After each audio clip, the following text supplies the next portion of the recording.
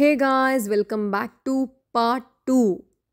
So ನೀವೆಲ್ಲರೂ ಈಗಾಗಲೇ part 1 Wayanad Sultan Bathery trip ಅದು ವಿಡಿಯೋನ ನೋಡಿದ್ದೀರಾ ಅಂತ ಅಂದ್ಕೊತೀನಿ. ಸೊ ಇದು ಅದರ ಕಂಟಿನ್ಯೂಯೇಷನ್ ವ್ಲಾಗ್. ಸೊ ಬನ್ನಿ ಹಾಗಾದರೆ ಶುರು ಮಾಡೋಣ. Once again welcome back to my channel. ನಾವು ಕುರ್ವಾ ಐಲ್ಯಾಂಡ್ ರೆಸಾರ್ಟಿಂದ ಹೊರಟಾಗ ಅಪ್ರಾಕ್ಸಿಮೇಟ್ಲಿ 11:30 ಆಗಿತ್ತು. ಕುರ್ವಾ ಐಲ್ಯಾಂಡ್ ರೆಸಾರ್ಟಿಂದ ಸಪ್ತಾ ರೆಸಾರ್ಟ್ಗೆ 1 ಅವರ್ ಆಯಿತು ರೀಚ್ ಆಗೋಕ್ಕೆ. ಸೊ 12:30 12:45 ಅಂತ ಅಂದ್ಕೊಳ್ಳಿ. ರೆಸಾರ್ಟ್ ರೀಚ್ ಆಗಿ ವೇಟಿಂಗ್ ಏರಿಯಾದಲ್ಲಿ ವೆಯ್ಟ್ ಮಾಡ್ತಾ ಇದ್ವಿ. ಅವರು ವೆಲ್ಕಮ್ ಡ್ರಿಂಕನ್ನು ಕೊಟ್ಟು ನಮಗೆ ವೆಲ್ಕಮ್ ಮಾಡಿದ್ರು. ನನ್ನ ಪಾಪು ಮಲ್ಕೊಂಡಿದ್ದ ಅವ್ರ ತಾತನ ಮೇಲೆ. ಇವರು ಆ್ಯಕ್ಚುಲಿ ನಮ್ಮ ಅತ್ತೆ, ನಾನು ಅಮ್ಮ ಅಂತಲೇ ಕರೆಯೋದು. ಅಮ್ಮ ನನ್ನ ಜೊತೆಲೇ ಕೂತ್ಕೊಂಡು ವೆಯ್ಟ್ ಮಾಡ್ತಾಯಿದ್ರು. ಸರಿ, ನಾವು ಆಗಿ ಅವ್ರು ನಮಗೆ ರೂಮ್ ಅಲಾಟ್ ಮಾಡೋ ಅಷ್ಟೊತ್ತಿಗೆ 1:15 ಆಯ್ತು ಅಂತ ಅಂದ್ಕೊಳ್ಳಿ. ರೂಮ್ ಅಂತೂ ಸಖತ್ತಾಗಿತ್ತು. ನಾನಂತೂ ಎಕ್ಸ್ಪೆಕ್ಟ್ ಮಾಡಿರಲಿಲ್ಲ ಇಷ್ಟು ಕಮ್ಮಿ ಬಜೆಟ್ಗೆ ಇಷ್ಟು ಚೆನ್ನಾಗಿರೋ ರೆಸಾರ್ಟ್ ಸಿಗುತ್ತೆ ಅಂತ. Everything was good. ನನಗೆ ಆ್ಯಕ್ಚುಲಿ 1 ನೈಟ್ ಇದ್ದಿದ್ದು ಅಲ್ಲಿ ಸಾಕಾಗಲೇ ಇಲ್ಲ ಅನಿಸ್ತು. Like I was feeling incomplete ಅನ್ನೋ ಥರ. ಬಿಕಾಸ್ ಆ ರೆಸಾರ್ಟ್ ನಂಗೆ ಅಷ್ಟು ಇಷ್ಟ ಆಯಿತು. ಇನ್ನೂ ಲೈಕ್ 1 ಡೇ 2 ಡೇ ಅಲ್ಲೇ ಇರಬೇಕು ಅಂತ ಅನ್ನಿಸ್ತಿತ್ತು. ಬಟ್ ನನ್ನ ಹಸ್ಬೆಂಡ್ಗೆ ನಮ್ಮ ಡ್ಯಾಡಿಗೆ ಏನೋ ಕೆಲಸ ಇದ್ದಿದ್ದರಿಂದ ನಾವು ವಾಪಸ್ ಬರಲೇಬೇಕಿತ್ತು. ಸೊ ಕೇರಳ ಅಂತ ಪರ್ಟಿಕ್ಯುಲರ್ ಆಗಿ ಏನಾದರೂ ಮೈಂಡಿಗೆ ಬಂದರೆ ನನ್ನ 100% ಫೇವ್ರೆಟ್ ರೆಸಾರ್ಟ್ ಇದೇ ಆಗಿರುತ್ತೆ. ನೋಡಿ ಎಷ್ಟು ಚೆನ್ನಾಗಿದೆಯಲ್ಲ ಬಾಲ್ಕನಿ. ಇದೆಲ್ಲ ಇಲ್ಲಿ ಏನು ನೋಡ್ತಾ ಇದ್ದೀರಾ, ಇದೆಲ್ಲ ಫುಲ್ ಪ್ರಾಪರ್ಟಿ ಸಪ್ತಾ ರೆಸಾರ್ಟೇ ಆಗಿದೆ. ಟೈಮ್ ಹೋಗಿದ್ದೇ ಗೊತ್ತಾಗಲ್ಲ ನಿಜವಾಗ್ಲೂ. ಮತ್ತು ಟೈಮ್ ಆಯ್ತಲ್ಲ ಲಂಚ್ಗೆ ಹೋಗಲ್ವಾ ಅಂತ ಕೇಳಬೇಡಿ. ರೆಸಾರ್ಟ್ ನೋಡಿಬಿಟ್ಟು ಲಂಚ್ ಮಾಡೋ ಮೂಡೇ ಇರಲಿಲ್ಲ ನನಗೆ. ಇದು ಬಾತ್ರೂಮು. ನಾನು ಅನ್ಕೊತಾ ಇದ್ದೆ ಏನು ಇಷ್ಟೊಂದು ಡಿಫ್ರೆಂಟಾಗಿ ಕಟ್ಬಿಟ್ಟಿದ್ದಾರೆ ರೆಸಾರ್ಟ್ ಅಂತ. ಸರಿ, ನಾನು ರೆಸಾರ್ಟ್ ಟೂರ್ ಮಾಡಲೇಬೇಕು ಅಂದ್ಬಿಟ್ಟು ಎಲ್ಲರೂ ಟಯರ್ಡ್ ಆಗಿದ್ದೀವಿ, ಇವನನ್ನು ರೆಸ್ಟ್ ಮಾಡ್ತೀವಿ, ಆಮೇಲೆ ಊಟಕ್ಕೆ ಹೋಗೋಣ ಅಂದರು. ಒಳ್ಳೆ ಟೈಮು ಇವಾಗ ಅಂದ್ಕೊಂಡು ನಾನು ರೆಸಾರ್ಟ್ ಟೂರ್ ಮಾಡೋಣ ಅಂತ ಬಂದೆ. ಸೊ ಇವಾಗ ನೀವೇನು ನೋಡ್ತಾ ಇದ್ದೀರಾ, ದಿಸ್ ಇಸ್ ದ ಕಾರಿಡಾರ್.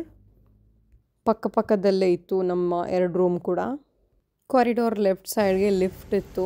ಲಿಫ್ಟಿಂದ ಆಚೆ ಬಂದರೆ ಈ ಒಂದು ಸೋಫಾ ಏನಿದೆ ಅದು.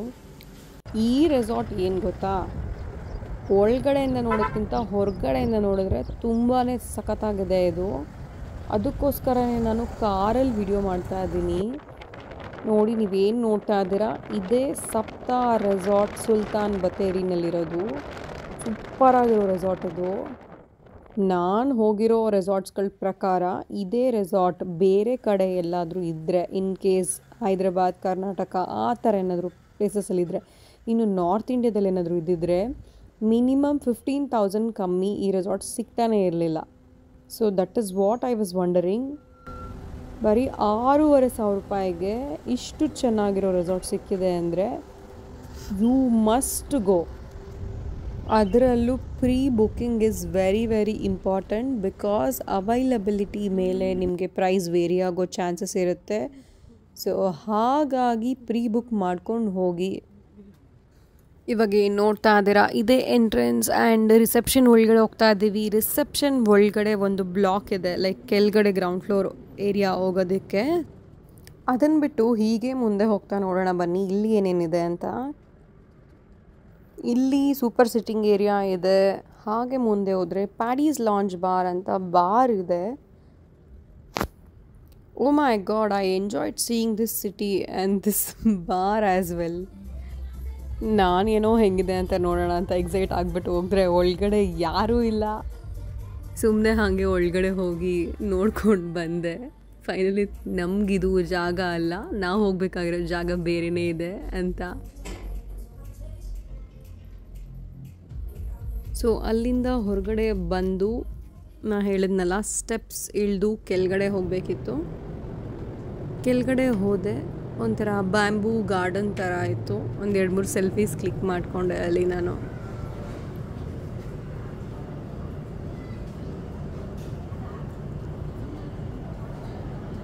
ಸೊ ಸೆಲ್ಫೀಸ್ ಎಲ್ಲ ಆದಮೇಲೆ ನಾನು ಫಸ್ಟು ಹೋಗಿದ್ದೆ ಕಿಚನ್ಗೆ. ಹೆಂಗೂ ಲಂಚ್ಗಿನ್ನ ಟೈಮ್ ಇತ್ತು, ಹಾಗಾಗಿ ಯಾರೂ ಬಂದಿರಲಿಲ್ಲ. ಕಿಚನ್ ಟೂರ್ ಮಾಡ್ಕೊಂಡು ಬಿಡೋಣ ಅಂತ ಕಿಚನ್ ಎಲ್ಲ ಫುಲ್ ವಿಡಿಯೋ ಮಾಡಿಕೊಂಡೆ. ಅಲ್ಲಿ ಒಬ್ಬರು ಸ್ಟಾಫ್ ಇದ್ದರು, ಚೆನ್ನಾಗಿ ಮಾತಾಡಿದ್ರು. ಈ ರೆಸಾರ್ಟ್ ಎಷ್ಟು ದೊಡ್ಡದಾಗಿದೆಯೋ ಅಷ್ಟೇ ದೊಡ್ಡದಾಗಿ ಈ ಕಿಚನ್ ಇತ್ತು. And this balcony was so good. ನನಗಂತೂ ಅಲ್ಲಿ ನಿಂತ್ಕೊಂಡ್ರೆ ಹೋಗೋಕ್ಕೆ ಮನಸ್ಸಾಗ್ತಾ ಇಲ್ಲ. Fine. Buffet idea was very good. ಒಂದು ಪ್ಲೇಸ್ಮೆಂಟ್ಸ್ ಆಗಿರ್ಬೋದು, hygiene, neat, everything was so good in this resort. ಅದಕ್ಕೆ ಹೇಳಿದ್ದು ಸಿಕ್ಕಾಪಟ್ಟೆ ಇಷ್ಟ ಆದಂಥ ರೆಸಾರ್ಟ್ ಅಂತ. ಸರಿ ಅಂತ ಕಿಚನಿಂದ ಆಚೆ ಬಂದರೆ ಲೋವರ್ ಗ್ರೌಂಡಲ್ಲಿ ಸ್ವಿಮ್ಮಿಂಗ್ ಪೂಲ್. ಅದು ಎಷ್ಟು ಚೆನ್ನಾಗಿದೆ ಗೊತ್ತಾ. ಅಲ್ಲಿ ಅಷ್ಟು ಬಿಸಿಲಿದ್ರೂ ಬಿಸಿಲಿದೆ ಅಂತಲೇ ಅನ್ನಿಸ್ತಾ ಇರಲಿಲ್ಲ. ಮೇ ಬಿ ಬಿಕಾಸ್ ನಾನು ಆ ಥರ ಫೀಲ್ ಮಾಡ್ತಾ ಇದ್ನ, ಇಲ್ಲ ನಿಜವಾಗ್ಲೂ ಹಂಗಿತ್ತಾ, I literally don't know about that. ಇಷ್ಟೆಲ್ಲ ಓಡಾಡೋ ಅಷ್ಟೊತ್ತಿಗೆ 2:30 2:40 ಆಗಿತ್ತು. ಫೋನ್ ಬಂತು, ಎಲ್ಲಿದ್ಯಾಮ್ಮ, ಬಾ ಊಟಕ್ಕೆ ಹೋಗೋಣ ಅಂತ ಎಲ್ಲರೂ ಕಾಲ್ ಮಾಡೋಕ್ಕೆ ಸ್ಟಾರ್ಟ್ ಮಾಡಿದ್ರು. ಹೋಗ್ತಿದ್ದಂಗೆ ಅವ್ರು ನಮಗೆ ಡೈಜೆಷನ್ ಡ್ರಿಂಕನ್ನು ಕೊಟ್ಟರು. This is because to improve a digestion so well, mainly before eating. ಅದಾದಮೇಲೆ ಸೂಪರಾಗಿರೋ ನ್ಯಾಚುರಲಿ ಮೇಡ್ ಟೊಮೆಟೊ ಸೂಪನ್ನು ಕೊಟ್ಟರು. ಮಧ್ಯಾಹ್ನ ಆಗಿರೋದ್ರಿಂದ ಅಲಾಕಾಟ್ ಆಗಿತ್ತು. ನಮ್ಗೆ ಏನು ಬೇಕೋ ಅದನ್ನು ಆರ್ಡ್ರ್ ಮಾಡಿದ್ವಿ. ಎಲ್ಲ ಫುಡ್ಡು ಸಖತ್ತಾಗಿತ್ತು, ಯಾವುದ್ರಲ್ಲೂ ಏನೂ ಕಂಪ್ಲೇಂಟ್ ಇರಲಿಲ್ಲ. ಊಟ ಮಾಡಿಕೊಂಡು ಪಕ್ಕದಲ್ಲೇ ಸ್ಪಾ ಇತ್ತು.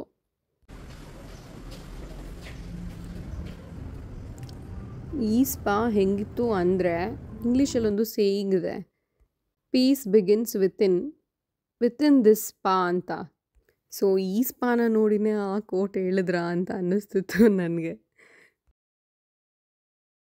ಥಿಂಕಿಂಗ್ ಇನ್ಫ್ಯಾಕ್ಟ್ ನಾವೇನಾದರೂ ಒನ್ ಡೇ ಎಕ್ಸ್ಟೆಂಡ್ ಮಾಡಿದ್ರೆ ಬಾಡಿ ಸ್ಪಾ ಬೇಕು ಅಂತ ಯೋಚನೆ ಮಾಡ್ತಾ ಇದ್ದೆ. ಬಟ್ ಎಕ್ಸ್ಟೆಂಡ್ ಮಾಡಲಿಲ್ಲ, ನನ್ನ ಬ್ಯಾಡ್ ಲಕ್.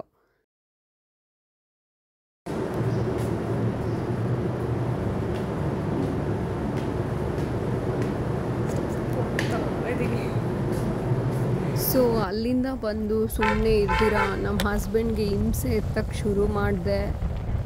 ಪಕ್ಕದಲ್ಲೇ ಎಡಕಲ್ ಗುಡ್ಡ ಕೇವ್ಸ್ ಇತ್ತು. ಸೊ ನಾನು ಯಾವತ್ತೂ ನೋಡಿರಲಿಲ್ಲ, ಹಾಗಾಗಿ ಅಲ್ಲಿ ಹೆಂಗೂ ಹೋಗಿದ್ದೀವಲ್ಲ ಹೋಗಬೇಕು ಅಂತ ಅವರು ಫೋರ್ಸ್ಫುಲಿ ಬಂದರು.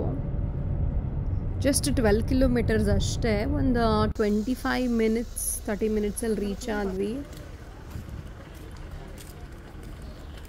ಅಲ್ಲೇ ಆ್ಯಕ್ಚುಲಿ ನನಗೆ ಸಿಕ್ಕಾಪಟ್ಟೆ ಬಿಸಿಲು ಫೀಲ್ ಆಗೋಕ್ಕೆ ಸ್ಟಾರ್ಟ್ ಆಯಿತು. ಸೊ ಅಲ್ಲಿದ್ದಂಥ ಒಂದು ಆ ಲೋಕಲ್ ಐಸ್ ಕ್ರೀಮ್ನ ಟ್ರೈ ಮಾಡಿದ್ವಿ.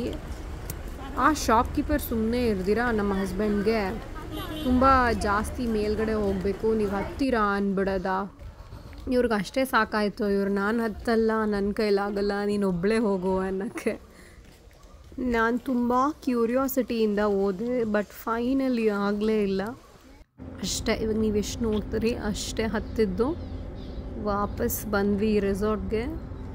ಸಂಜೆ ಆಗಿತ್ತು, ಲೈಕ್ 5:30 6 ಆಗಿತ್ತು ನಾವು ಬರೋ ಅಷ್ಟೊತ್ತಿಗೆ.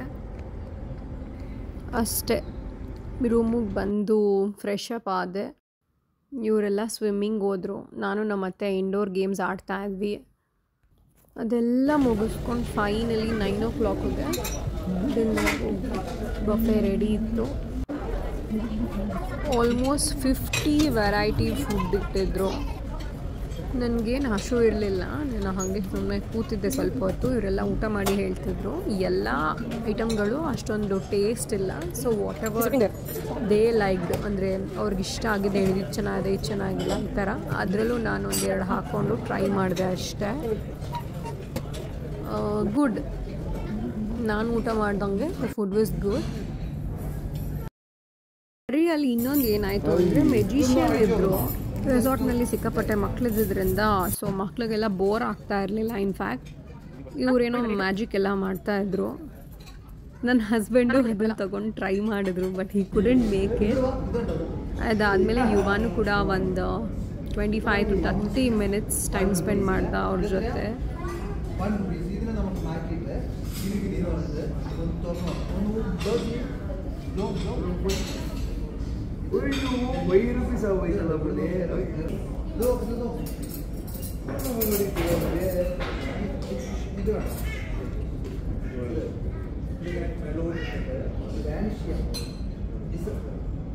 Ready?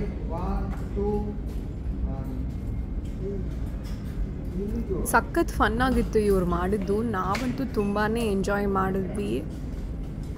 ನನಗಂತೂ ಸ್ವಲ್ಪ ಅವಾಗ ಅಷ್ಟರಲ್ಲಿ ಟಯರ್ಡ್ ಆಗೋಕ್ಕೆ ಸ್ಟಾರ್ಟ್ ಆಗಿತ್ತು, ಬಿಕಾಸ್ ಬೆಳಗ್ಗೆಯಿಂದ ಓಡಾಡ್ತಾನೆ ಇದ್ನಲ್ಲ. ಸರಿ ಅಂತ ಅವತ್ತಿನ ದಿನ ಮುಗೀತು, ಹೋಗಿ ರೂಮಲ್ಲಿ ರೆಸ್ಟ್ ಮಾಡಿದ್ವಿ. ನೆಕ್ಸ್ಟ್ ಡೇ ಮಾರ್ನಿಂಗ್ ಎದ್ದು ಯುವಾನ್ ಜೊತೆ ಟೈಮ್ ಸ್ಪೆಂಡ್ ಮಾಡಿ ಅದಾದಮೇಲೆ ಫ್ರೆಶ್ ಅಪ್ ಆಗಿ ಫಿಸ್ ಮಾಡ್ಕೊಂಡು ಚೆಕ್ಔಟ್ ಮಾಡಿದ್ವಿ. ಅವರು ಬಿಲ್ ರೆಡಿ ಮಾಡೋ ಅಷ್ಟೊತ್ತಿಗೆ ಒಂದು 10-15 ನಿಮಿಷ ನಮ್ಮದು ಫೋಟೋ ಶೂಟ್ ಟೈಮಿಂಗ್ಸ್ ಆಗಿತ್ತು. ಫ್ಯಾಮಿಲೀಸ್ದು ಎಲ್ಲ ಫೋಟೋ ತೊಗೊಂಡ್ವಿ, ಸಖತ್ತಾಗಿತ್ತು. ಹಾಗೆ ಬರ್ತಾ ಬಂಡೀಪುರ ಮೇಲೆ ಬಂದ್ವಿ. ಗುಂಪಲ್ಲಿ ಆನೆ ನೋಡಿ ಸಖತ್ತು ಖುಷಿ ಆಯಿತು. ಆಲ್ಮೋಸ್ಟ್ ಒಂದು 12 ಗಂಟೆ ಇರ್ಬೋದು ಅವಾಗ ಟೈಮಿಂಗ್ಸು. ಇದಾಗಿತ್ತು ನಮ್ಮ ಕೇರಳ ಟ್ರಿಪ್ ಭಾಗ 2, Sultan Bathery Saptha resort. Thank you so much for watching.